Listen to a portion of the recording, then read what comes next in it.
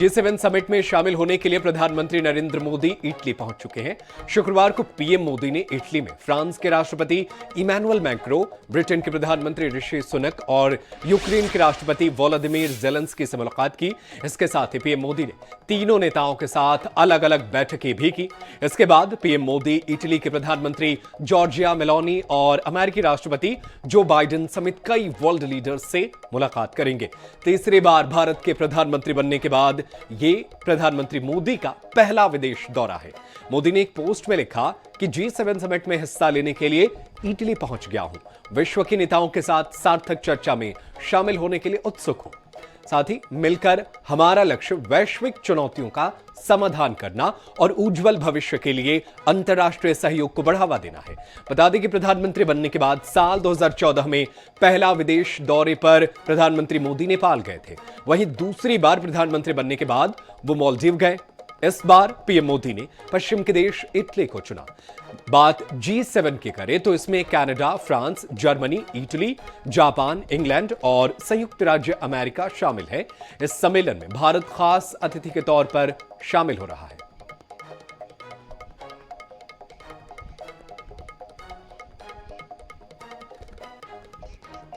और चलिए इसी खबर पर ज्यादा जानकारी के लिए हम विदेश मामले के जानकार का रुख करते हैं। हमारे साथ ब्रह्मदीप उलेने हमारे साथ मौजूद हैं, उनका रुख कर लेते हैं। माफ कीजिएगा, ब्रह्मदीप अलूने हमारे साथ जुड़े हुए हैं। मेरा पहला सवाल यही है सर कि कैसा रहने वाला है प्रधानमंत्री मोदी का ये इटली दौरा, और इटली से और भारत के बीच जो रिश्ते और प्रगाढ़ हो रहे हैं, इसके पीछे क्या वजह है? देखिए, दुनिया की अग्रणी अर्थव्यवस्थाओं के संगठन G7 में भारत को आमंत्रित किया जाना, दरअसल इटली में G7 का सम्मेलन ही हो रहा है, वहां पर भारत का आमंत्रित किया जाना, यह दर्शाता है कि दुनिया में भारत न केवल एक लोकतंत्र के तौर पर जाना पहचाना जाता है, लेकिन उसके साथ साथ भारत पर अर्थव्यवस्था जो दुनिया के लिए बहुत जरूरी है।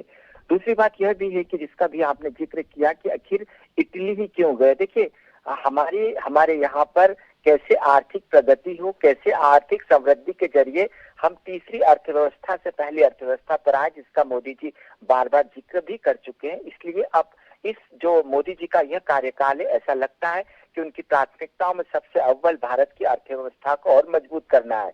यहाँ पर एक बात और ध्यान रखने की जरूरत है कि जो G7 के देश है वो एशिया प्रशांत आधारित जो रणनीति है, जिसमें चाइना को कैसा रोका जाए इस पर पूरा ध्यान है। और भारत जो है G7 का न केवल आर्थिक दृष्टि से लेकिन सामरिक दृष्टि से भी अहम पार्टनर हो सकता है। तो मोदी जी का यह जो दौरा है, यह आने वाले समय में भारत की विदेश नीति की दिशा और दशा तय करेगा, जिसके अनुसार भारत अर्थव्यवस्था में आगे बढ़े, साथ ही साथ चीन से कैसे आगे निकलकर चीन को कैसे एशिया में रोका जाए, इसमें अहम भागीदार भी हो सकता है। बिल्कुल अहम भागीदार भी हो सकता है, लेकिन ब्रह्मदीप जी एक अहम सवाल और है। एक रसियन लेबल जो हम लोगों पर लगता है कि हम लोग रूस के पक्ष में रहे हैं अक्सर, तो क्या ये माना जाए कि इस बार पश्चिम देशों को साधने की कोशिश की जा रही है कि ये जो बैलेंस है वो बना रहे? जब से ये युद्ध शुरू हुआ यूक्रेन के बाद, तो क्या ये पश्चिम देशों को साधने की कोशिश है? देखिए, एक बात बहुत स्पष्ट है कि किसी भी राष्ट्र के लिए उसके राष्ट्रीय हित बहुत महत्वपूर्ण होते हैं और हम अपनी भौगोलिक जो परिस्थितियां हैं, जो भौगोलिक दुविधा है, उनको बदल नहीं सकते। अब ये सच है कि रूस हमारी जरूरत है, इसलिए भी क्योंकि पाकिस्तान, चाइना जैसे राष्ट्रों से हम घिरे हुए हैं, और दूसरा जो हमारा समाजवाद का स्ट्रक्चर है। तो पश्चिमी देश इस बात को बखूबी जानते हैं। दूसरी बात यह भी है कि आप चाहे रूस यूक्रेन युद्ध को ले ले, चाहे इजराइल और हमास को ले ले, भारत ने बेहद बीच का रास्ता अख्तियार करके यह बताया है कि भारत जो है एक ऐसा देश है जो मध्यस्थ के तौर पर या जो तटस्थता के आधार पर भी शांति स्थापित कर सकता है। इसके लिए भारत की विदेश नीति को पश्चिमी देश स्वीकार करते हैं। इसमें कहीं पर भी ऐसा लगता नहीं कि भारत प्रतिद्वंदिता को बढ़ावा देता है या कोई विरोधाभास उत्पन्न होता है।